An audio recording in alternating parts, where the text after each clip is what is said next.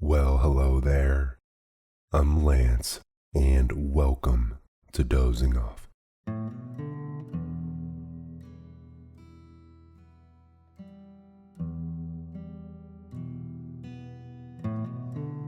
Dozing Off is a podcast where I'm going to read you to sleep. I'll narrate short stories and classic literature in this deep and relaxing tone to allow you to put your overactive mind at ease and doze off.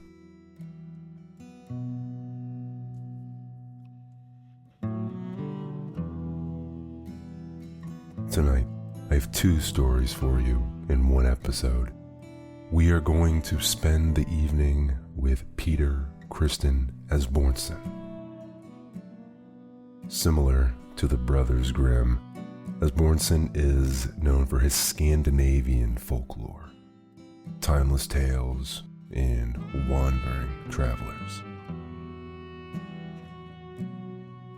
I also hope you're okay with me using you as an experiment tonight. I'm going to add some rain sound in the background too. Leave a comment, let me know how you feel about it, and maybe we can do something like this more often. Thank you so much for being here tonight. If you're interested in supporting the show and being a part of making the show, follow me on Patreon, and in return, you also get an additional story each week. Fluff up that pillow, pull the comforter up, close your eyes, let the day's worries just slip away. Here we go.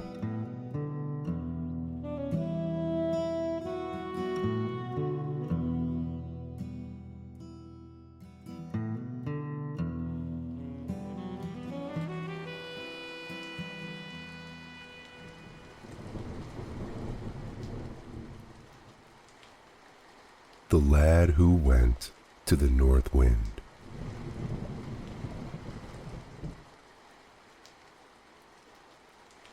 Once on a time, there was an old widow who had one son. And as she was poorly and weak, her son had to go up into the safe to fetch meal for cooking. When he got outside the safe and was just going down the steps, there came the north wind, puffing and blowing, caught up the meal, and so away with it through the air. Then the lad went back into the safe for more, but when he came out again on the steps, if the north wind didn't come again and carry off the meal with a puff, and more than that, he did so the third time. At this, the lad got very angry, and as he thought it hard that the north wind should behave so, he thought he'd just look him up and ask him to give up his meal. So off he went, but the way was long, and he walked and walked, but at last he came to the north wind's house. "Good day," said the lad, "and thank you for coming to see us yesterday." "Good day," answered the north wind, for his voice was loud and gruff, "and thanks for coming to see me. What do you want?" "Oh," answered the lad, "I only wish to ask you to be so good as to let me have back the meal you took from me on the safe steps, for we haven't much to live on, and you're to go on snapping up the morsel we have. There'll be nothing for it but to starve." "I haven't got your meal," said the north wind, "but if you are in such need, I'll give you a cloth which will get you everything you want if you only say, 'Cloth, spread yourself,' and serve up all kinds of good dishes."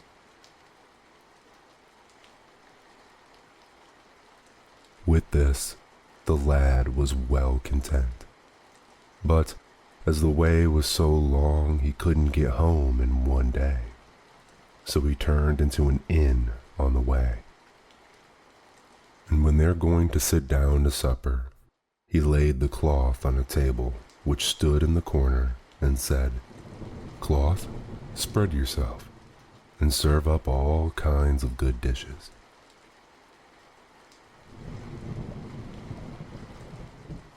He had scarce said so, the cloth did as it was bid, and all who stood by thought it a fine thing, but most of all, the landlady.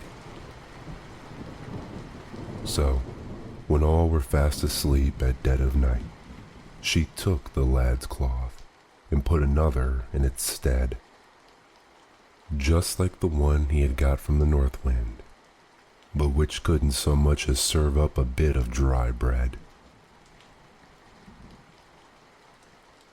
So, when the lad woke, he took his cloth and went off with it, and that day he got home to his mother. "Now," said he, "I've been to the north wind's house, and a good fellow he is, for he gave me this cloth, and when I only say to it, 'Cloth, spread yourself, and serve up all kinds of good dishes,' I get any sort of food I please." "All very true, I dare say," said his mother, "but seeing is believing, and I shan't believe it till I see it." So the lad made haste, drew out a table, laid the cloth on it, and said, "Cloth, spread yourself, and serve up all kinds of good dishes." But never a bit of dry bread did the cloth serve up. "Well," said the lad, "there's no help for it but to go to the north wind again." And away he went. So he came to where the north wind lived late in the afternoon. "Good evening," said the lad. "Good evening," said the north wind. "I want my rights for that meal of ours which you took," said the lad. "For, as for that cloth I got, it isn't worth a penny."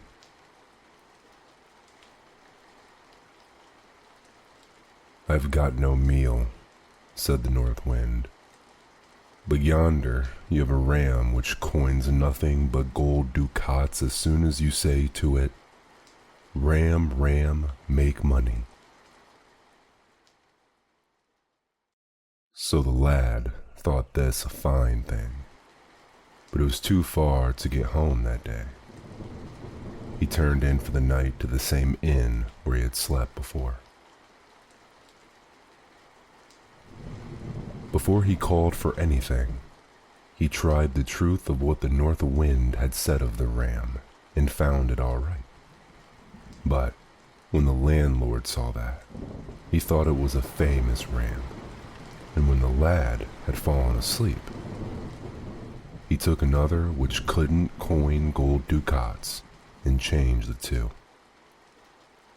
Next morning, off went the lad, and when he got home to his mother, he said, "After all, the north wind is a jolly fellow, for now he's given me a ram which can coin golden ducats if I only say, 'Ram, ram, make money.'"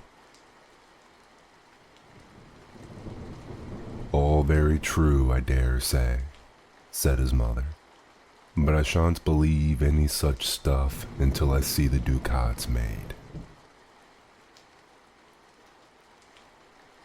"Ram, ram, make money," said the lad, but if the ram made anything, it wasn't money. So the lad went back again to the north wind and blew him up, and said the ram was worth nothing, and he must have his rights for the meal.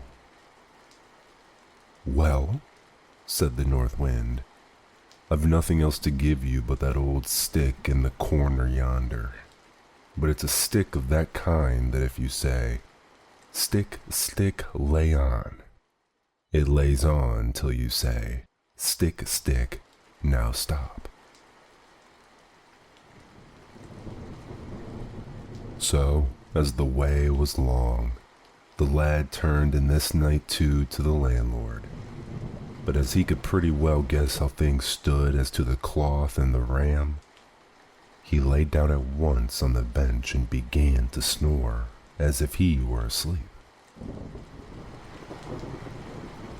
Now the landlord, who easily saw that the stick must be worth nothing, hunted up one which was like it, and when he'd heard the lad snore, was going to change the two. But just as the landlord was about to take it, the lad bawled out, "Stick, stick, lay on." So the stick began to beat the landlord, till he jumped over chairs and tables and benches and yelled and roared. Oh my, bid the stick be still, else it will beat me to death, and you shall have back both your cloth and your ram. When the lad thought the landlord had got enough, he said, "Stick, stick, now stop."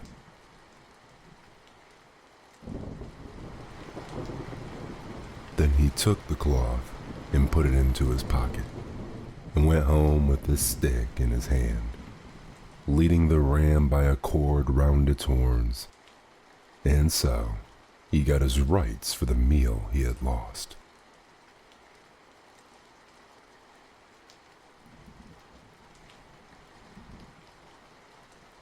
The giant who had no heart in his body.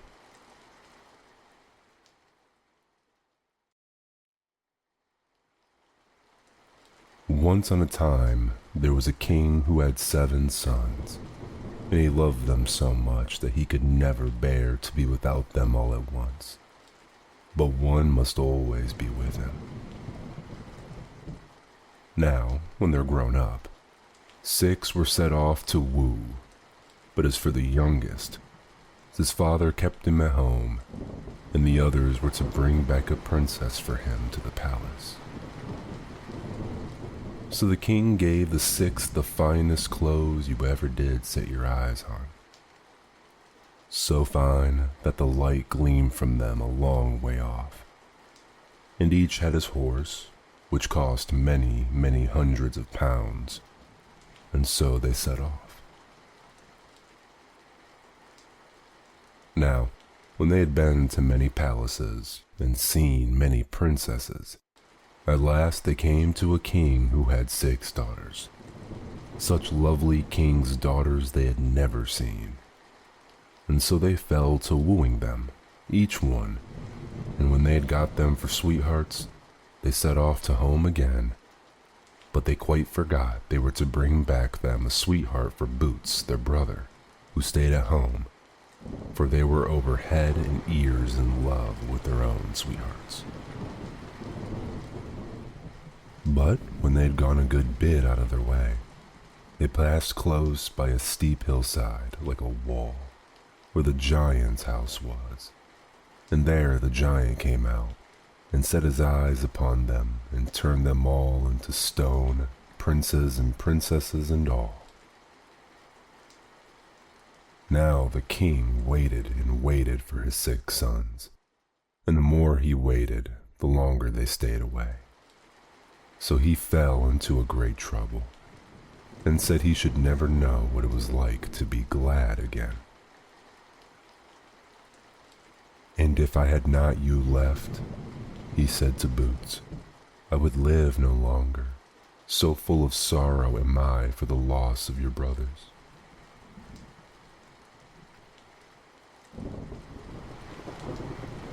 "Well, but now I've been thinking to ask your leave to set out and find them again. That's what I'm thinking of," said Boots.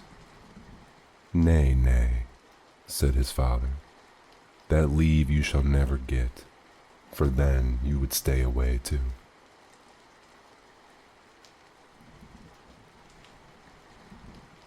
But Boots had set his heart upon it, go he would, and he begged and prayed so long that the king was forced to let him go. Now, you must know the king had no other horse to give Boots, but an old broken down jade for his 6 other sons, and their train had carried off all his horses. But Boots did not care a pin for that. He sprang up on his sorry old steed. "Farewell, father," said he. "I'll come back, never fear, and like enough I shall bring my 6 brothers back with me." And with that, he rode off.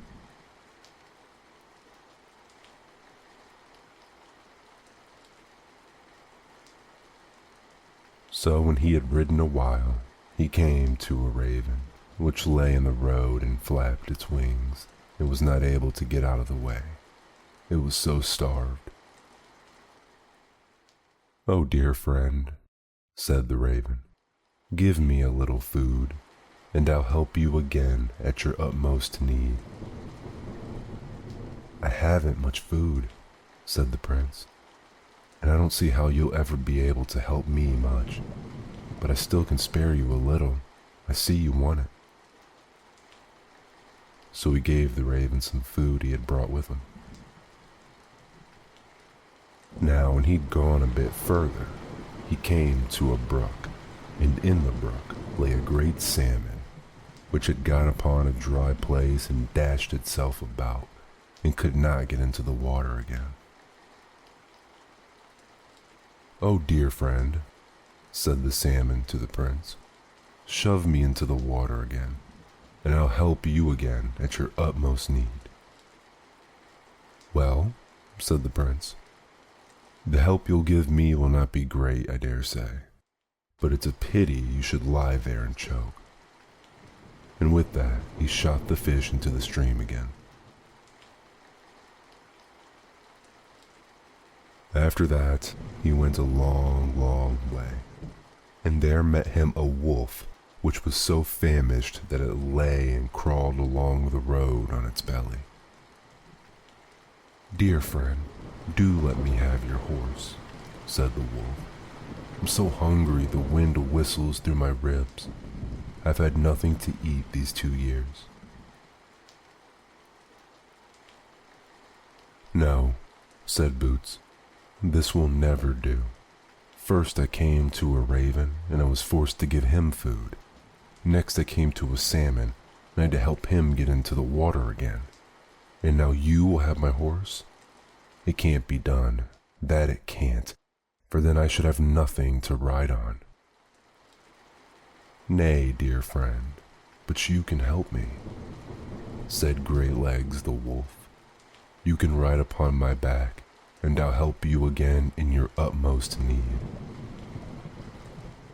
"Well, the help I shall get from you will not be great, I'll be bound," said the prince. "But you may take my horse since you're in such need."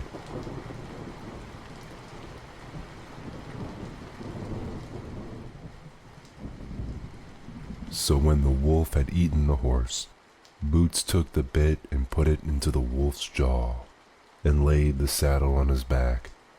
And now the wolf was so strong, after what he'd got inside, that he set off with the prince like nothing. So fast he had never ridden before. "When we've gone a bit further," said Greylegs, "I'll show you the giant's house."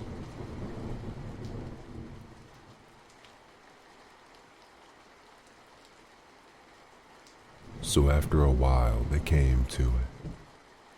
"See, here's the giant's house," said the wolf. "And see, here are your 6 brothers, whom the giant has turned into stone. And see, here are their 6 brides, and away yonder is the door, and in that door you must go." "Nay, but I daren't go in," said the prince. "They'll take my life." "No, no," said the wolf. "When you get in, you'll find a princess, and she'll tell you what to do to make an end of the giant. Only mind and do as she bids you."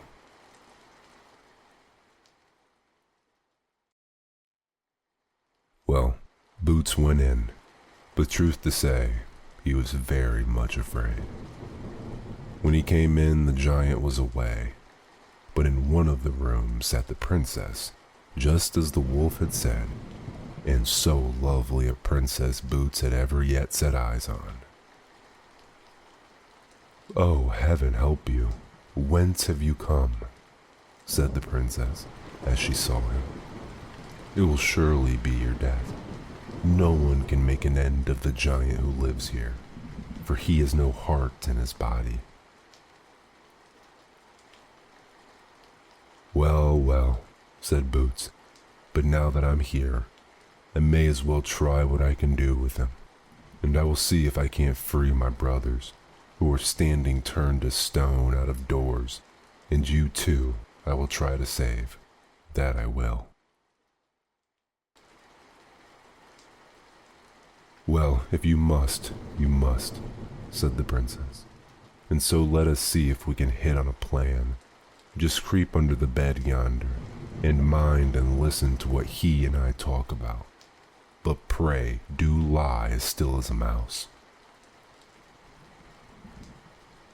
So he crept under the bed, and he had scarce got well underneath it before the giant came. "Huh," roared the giant, "what a smell of Christian blood there is in this house." "Yes, I know there is," said the princess, "for there came a magpie flying with a man's bone, and let it fall down the chimney. I made all the haste I could get it out, but all one can do, the smell doesn't go off soon." So the giant said no more about it, and when night came, they went to bed. After they had lain a while, the princess said, "There is one thing I'd be so glad to ask you about, if I only dared." "What thing is that?" asked the giant. "Only where it is you keep your heart, since you don't carry it about you," said the princess. That's a thing you've got no business to ask about. But if you must know, it lies under the doorsill," said the giant. "Ho, ho," said Boots to himself under the bed. "Then we'll soon see if we can find it." Next morning, the giant got up cruelly early and strode off to the wood. But he was hardly out of the house before Boots and the princess set to work to look under the doorsill for his heart. But the more they dug, and the more they hunted, the more they couldn't find it. "He has balked us this time," said the princess, "but we'll try him once more." So she picked all the prettiest flowers that she could find, and strewed them over the doorsill, which they had laid in its right place again. And when the time came for the giant to come home, Boots crept under the bed, just as well under, back came the giant. Snuff, snuff, went the giant's nose. "My eyes and limbs, what a smell of Christian blood there is in here," said he. "I know there is," said the princess, "for there came a magpie flying with a man's bone in his bill, and let it fall down the chimney. I made as much haste as I could get it out, but I dare say it's that you smell." So the giant held his peace and said no more about it. After a little while, he asked who it was that had strewed flowers over the doorsill. "Oh, I, of course," said the princess. "And pray, what's the meaning of all this?" said the giant. Said the princess, "I'm so fond of you that I couldn't help strewing it, when I knew that your heart lay under there." "You don't say so," said the giant, "but after all it doesn't lie there at all." So when they went to bed again in the evening, The princess asked the giant again where his heart was, for she said she would like to know. "Well," said the giant, "if you must know, it lies yonder in the cupboard against the wall." So, thought Boots and the princess. Then soon we'll try to find it.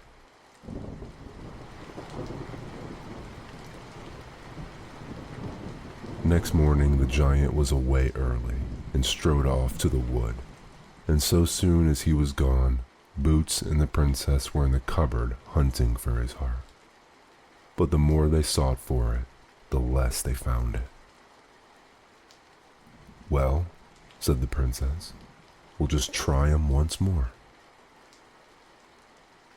So she decked out the cupboard with flowers and garlands, and when the time came for the giant to come home, Boots crept under the bed again.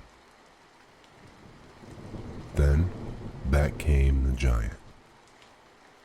Snuff, snuff. My eyes and limbs, what a smell of Christian blood there is in here. "I know there is," said the princess. "For a little while since there came a magpie flying with a man's bone in his bill and let it fall down the chimney. I made all the haste I could to get it out of the house again, but after all my pains, I dare say it's that you smell." When the giant heard that, he said no more about it. But a little while after, he saw how the cupboard was all decked about with flowers and garlands, so he asked who it was that had done all that. Who could it be but the princess? "And pray, what's the meaning of all this tomfoolery?" asked the giant. "Oh, I'm so fond of you. I couldn't help but doing it when I knew that's where your heart lays," said the princess. "How can you be so silly as to believe any such thing?" said the giant. "Oh yes, how can I help believing it when you say it?" said the princess. "You're a goose," said the giant. "Where my heart is, you will never come." "Well," said the princess, "but for all that, 'twould be such a pleasure to know where it really lies." Then the poor giant could not hold out no longer, but he was forced to say, "Far, far away in a lake lies on an island. On that island stands a church. In that church is a well. In that well swims a duck. In that duck there is an egg. And in that egg there lies my heart, you darling." In the morning early, while it was still gray dawn, the giant strode off to the wood. "Yes, now I must set off too," said Boots. "If I only knew how to find the way."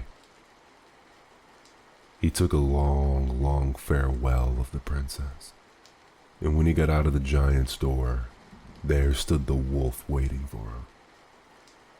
So Boots told him all that had happened inside the house, and said now how he wished to ride to the well in the church, if only he knew the way. So the wolf bade him jump on his back. He'd soon find the way.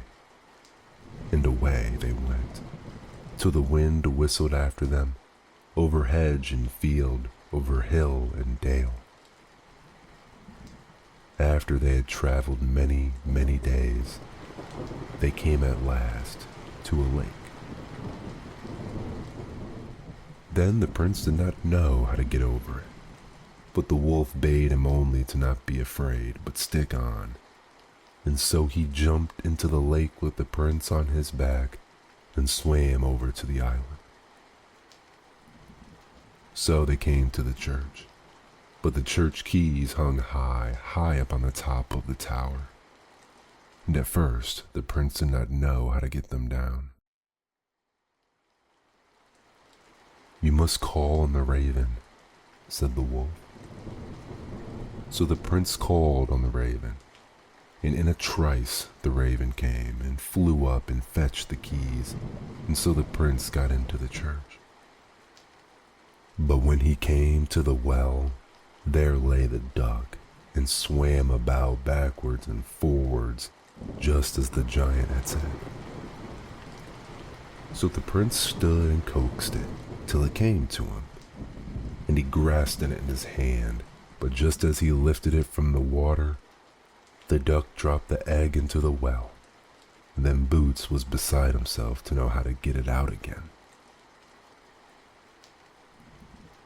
"Well, now you must call on the salmon to be sure," said the wolf, and the king's son called on the salmon, and the salmon came and fetched up the egg from the bottom of the well.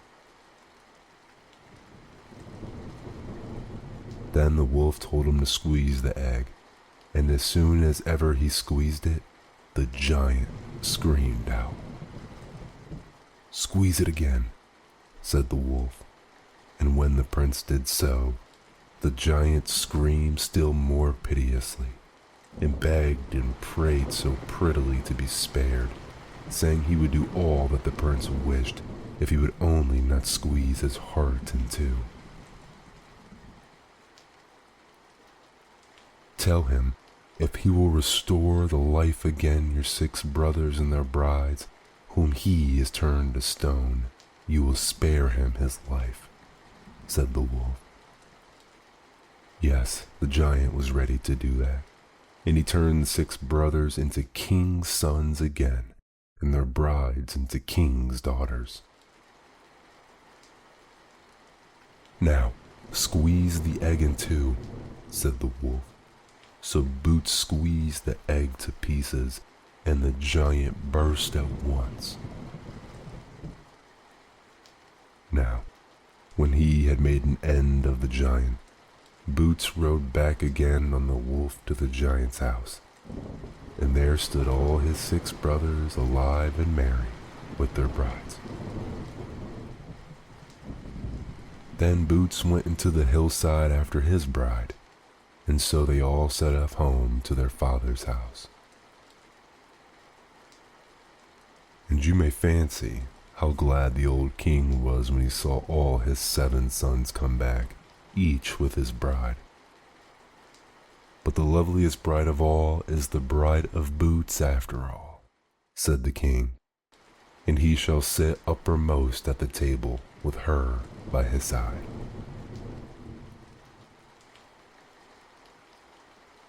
So he sent out and called a great wedding feast, and the mirth was both loud and long, and if they have not yet done feasting, why, they are still at it.